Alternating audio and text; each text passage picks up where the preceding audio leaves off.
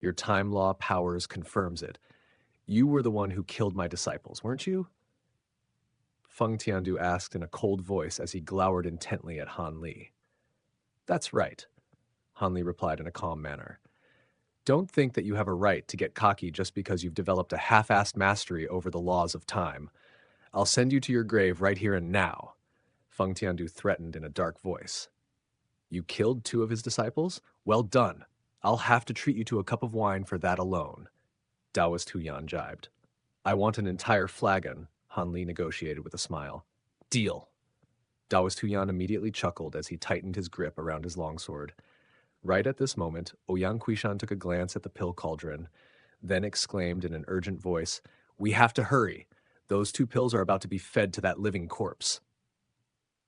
Taoist Huyan was just about to respond when Han Li said, Focus on breaking the restriction and securing the pills. In the meantime, I'll show Grand Elder Feng here just how cocky I can get with my half-assed mastery over the laws of time. As soon as his voice trailed off, he shot out of Taoist Huyan's fiery spirit domain, charging toward Feng Tiandu alone. Yun Ni and Ouyang Kuishan were both quite startled by this, and they turned to Taoist Huyan with surprised expressions. There's no need to worry about him. Let's go secure the pills, Taoist Huyan said with a smile. After that, the 3 of them really did abandon Han Li to face Feng Tiandu on his own, while they began to devise a plan to break the fiery restriction. However, what everyone failed to notice was that one of the cocoons of chains not far away from the palace gates had suddenly toppled over, and the pile of dark red chains had clattered down onto the ground to reveal that the person who was supposed to be trapped inside was nowhere to be seen. Almost at the exact same moment, a figure silently emerged above the undulating sea of chains to the right of the palace, then rushed toward a corner of the palace, and it was none other than that elderly woman from the Southern Dawn race. At this point, her golden cane had already disappeared, and it was replaced in her grasp by a palm-sized yellow badge that had a very irregular shape. The badge was riddled with layers upon layers of strange runes, which were giving off peculiar law power fluctuations. There was a layer of dark red light over her body, and she was traveling at an extraordinary speed, leaving a crimson shadow in her wake. Before anyone else had a chance to react, she had already arrived in front of the sea of fire. Once there, she immediately tossed the yellow badge forward, and it vanished into the sea of fire in the blink of an eye. As soon as the badge entered the flames, it immediately melted away as if it were made from wax, and a series of runes flew out of it before fusing into the surrounding flames. On the other side of the palace, a string of loud clangs rang out as a barrage of dark red chains shot through the air like crimson spears, raining down upon Han Li with tremendous force. Han Li was holding his azure bamboo cloud swarm sword in one hand, while silver light surged over his body, and he was whizzing through the air in a wraith-like fashion, evading the barrage of dark red chains with ease. Feng Tiandu was becoming more and more frustrated by the second, and he began charging forward himself while making a string of hand seals, sending countless black chains shooting toward Han Li from all directions out of his black spirit domain. At the same time, he made a beckoning motion with one hand, and a dark red chain abruptly sprang up from beneath Han Li's feet like a spitting viper, and its sharp tip was giving off a cold flame as it pierced toward his ankle. Han Li had already anticipated such an attack, and he slashed his longsword downward, releasing a bolt of golden lightning that struck the dark red chain in the blink of an eye. The bolt of lightning shot through the chain as an electric current, rapidly spreading through all of the chains in a large area to form a sea of golden lightning. As soon as Feng Tiandu flew into the sea of lightning, he felt as if he had jumped into a pot of scalding oil, and he involuntarily let loose an agonized howl. Everyone's attention was instantly drawn to him upon hearing this, and even the elderly woman from the Southern Dawn race had temporarily diverted her gaze away from the sea of fire. A hint of befuddlement flashed through her eyes as she took a glance at Han Li, following which she returned her gaze to the sea of fire before her. Right at this moment, the flames that the yellow badge had just melted into suddenly began to contract drastically, forming a series of tiny crimson flames. The elderly woman's eyes immediately lit up upon seeing this, and she shot through the opening in a flash. She was immediately followed by the four vast flow palace golden immortals, who attempted to pass through the opening after her. But as soon as they got close, the opening was abruptly sealed again, and the flames almost swallowed up the golden immortal that was leading the way out of the four. What is that badge? It seemed to have contained some type of law powers, Yunni mused with a puzzled expression. Could it be the laws of fire? Ouyang Kuishan speculated with furrowed brows. No.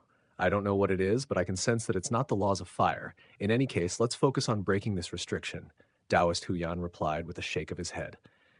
Meanwhile, the elderly woman had only just charged into the sea of fire when she was confronted by a pair of white humanoid figures. The yellow spirit patterns on their bodies were glowing brightly, and each of them was holding a standard yellow saber as they rushed at her from the left and the right. Layers of ripples were spreading through the surrounding space, and a burst of extremely heavy law power fluctuations were converging from both directions, as if there were a pair of mountain faces closing in on the elderly woman. The elderly woman could feel the air constrict around her, and right at this moment, a burst of dark red light shot out of her body, then instantly swelled to form a spirit domain that was over 100 feet in radius, just large enough to encompass the two gray puppets. Immediately thereafter, a series of thin dark red threads emerged in the space within the spirit domain, and they shot forth toward all of the gray puppets' joints. The dark red threads were able to pierce through the bodies of the seemingly indestructible puppets with ease, making them appear like a pair of wooden puppets on strings. However, what was rather strange was that their movements weren't affected at all, and they continued to charge at the elderly woman, compressing the air around her to such an extent that her robes were tightly pressed against her body. The elderly woman's eyes narrowed slightly, and she crossed her hands over, upon which two of the thin threads that had pierced into the gray puppets abruptly stretched taut, yanking their heads backward. There it is, she murmured to herself as she made a rapid string of hand seals, and the pair of gray puppets instantly stiffened as bursts of yellow light lit up on the backs of their necks, flowing incessantly along the pair of dark red threads before dissipating into the air. As the yellow light faded, so did the yellow spirit patterns on the puppets' bodies, and by the time the yellow light was completely gone, the pressure weighing down upon the elderly woman was also completely lifted. Without their earth law powers, the two gray puppets could no longer pose any impediment to the elderly woman, and she passed between them in a flash, charging directly at the pill cauldron behind them. The two golden puppets who were carrying the high zenith pills to the living corpse seemed to have sensed her approach, and they both swung around at once before each throwing an almighty punch. Countless lightning runes surged over their fists, and a golden vortex took shape at the center, releasing a burst of peculiar suction force that acted upon the elderly woman's body. At the same time, the gray stone statues standing on either side of the palace began to move as yellow light emerged over their bodies, while the giant yellow go-board projection was also beginning to take shape. What a fool! The elderly golden immortal from the vast flow palace scoffed with a cold sneer on his face. However, as soon as his voice trailed off, he felt a blur flash past his eyes. Immediately following which, the elderly woman appeared at the foot of the raised platform that held the large golden chair, having passed through between the pair of golden puppets in the blink of an eye. The golden vortex between them was already nowhere to be seen, and there were only some thin arcs of golden lightning flashing through the air. But they no longer held any degree of significant power. As for the yellow go-board projection, it didn't even have a chance to activate before she was already past it. Everyone was astonished to see this, and their attention was instantly drawn to the elderly woman. Meanwhile, Feng Tiandu had already emerged from Han Li's sea of golden lightning, and he seemed to have realized that Han Li was not an opponent to be taken lightly, so he was taking a more patient approach, temporarily engaging in a standoff against Han Li. Both of them also had their attention drawn to what was happening on the other side of the palace, and to their befuddlement, They noticed that two golden puppets were still each holding a high zenith pill. For some reason, the elderly woman hadn't taken those pills as she was passing by the puppets. Instead, she strode directly onto the stone platform, then flipped a hand over to produce a black pill that was giving off hints of law power fluctuations. That's an origin void pill.